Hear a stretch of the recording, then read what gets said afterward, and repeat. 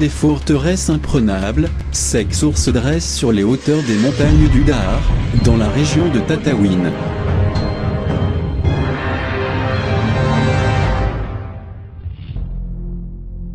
Le terme Ksar, selon les prononciations et les transcriptions, est chargé de beaucoup d'ambiguïté et pose de grands problèmes pour sa définition qui paraît être une tâche difficile. La raison n'est que le terme Ksar est d'un usage très ancien au Maghreb et au Makrè.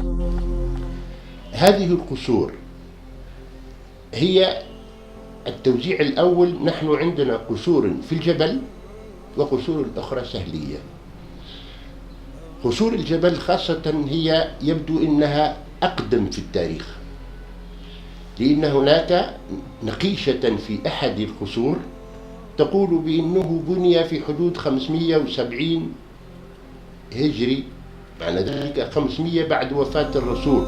L'éloignement des centres de pouvoir et la permanence de l'insécurité obligeaient ces populations à assurer leur propre défense, à s'organiser pour survivre et à défendre leurs provisions. الدفاع عن الملكية هو الذي جعلهم يأخذون الجبل كمسكنا، والجبل كما تعرفون في الجغرافيا عند حالتين مختلفتين، نابذ وجاذب.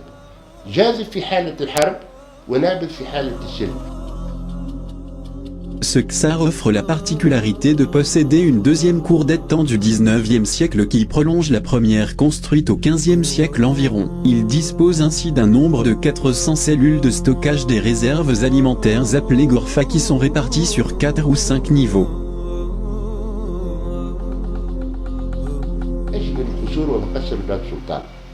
هذا قصر قديم بني في الأساس من فترة ما قبل مجيء العرب إلى هذه المنطقة، ولكنه رمم وأضيف إضافات، فهو قصر قديم متجدد ثم رمم، وهو أول القصور التي رممت، وهو مازال شاهد على عصر في عصور القرون الوسطى، وهو قصر مخصص للخزن.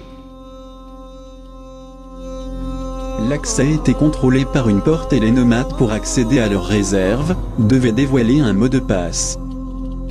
السلطان هم جزء من مجموعة سكانية أولاد أحمد بن دباب، وأحمد بن دباب من المنطقة تزوج امرأة اسمها شهيدة من عمل طرابلس، فأنجبت ولدين إحداهما سلطان. En plus de ces impératifs de subsistance, de sécurité et de mobilité, les Ksars témoignent de l'ingéniosité et du savoir-faire des populations locales pour s'adapter à un environnement contraignant et fragile, à tirer profit au maximum des faibles ressources du milieu et à faire usage de matériaux et de techniques de construction parfaitement maîtrisées et adaptées. Les matériaux utilisés pour la construction des Ghorfa sont les pierres calcaires, les sédiments argileux, du gypse et de l'eau. Les phases de construction consistaient à faire tout d'abord les murs latéraux de soutènement, ensuite le vide entre les deux murs est comblé avec des sacs d'alpha remplis de guèches. Ils sont disposés en vue de coffrage. Une natte est placée sur l'arc formé par les silos. Puis on met une couche d'argile qui forme une base solide pour étendre d'autres matériaux. Ensuite on coule du gypse pour faire le montage de la voûte, et on finit par faire le décoffrage. De loin ces Ksars se détachent à peine du reste du paysage, ils sont parfaitement bien camouflés, et pour cause, outre leur rôle de grenier les Ksars servaient aussi de forteresse où l'on venait trouver refuge. Ksar Beni Bakra, situé sur une butte isolée du Jebel Labio, de forme ovale, est parmi les Ksars les plus anciens et les plus élevés. Il se classe parmi les Ksars perchés. Il épouse les formes des promontoires et buttes témoins qu'il occupe. L'espace étant réduit, il doit répondre à plusieurs fonctions et usages à la fois. Ce Ksar a une vocation défensive. De loin, il se fond avec ses unités topographiques, il est difficile à identifier à cause de sa forme et de sa couleur. La population qui y habitait sont des berbères zénètes qui ont quitté le Ksar et le village au début du protectorat.